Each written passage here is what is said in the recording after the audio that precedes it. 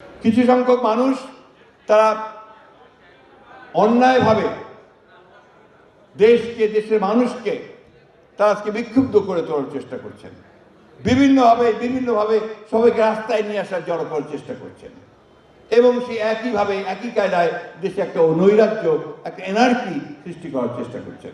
এটা কোনো মতেই বাংলাদেশের স্বাধীনতার জন্য শুভ নয়।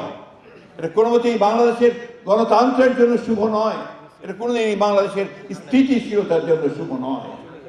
আজকে আমি অনুরোধ করব, আমাদের বাংলাদেশ জাতীয়তাবাদী দলের রাজনীতি যারা বিশ্বাস করেন, যারা শহীদ জিয়ার আদর্শে বিশ্বাস করেন, যারা দেশের বেগম খালেদা জিয়ার আদর্শে বিশ্বাস করেন ও তারেক রহমানের নেতৃত্বে বিশ্বাস করেন, আপনারা ধৈর্য ধরবেন, আপনারা সবাই ঐক্যবদ্ধ থাকবেন এবং সেই সঙ্গে সমগ্র দেশের মানুষকে আহ্বান জানাতে চাই যে আজকে এই কাদা ছোড়াছুড়ি বন্ধ করে, তর্ক বিতর্ক বন্ধ করে সবাই ঐক্যবদ্ধ থাকুন, যাতে করে ঐক্যবদ্ধ থাকার মধ্য দিয়ে আমরা একটা গণতান্ত্রিক জায়গায় পৌঁছতে পারি।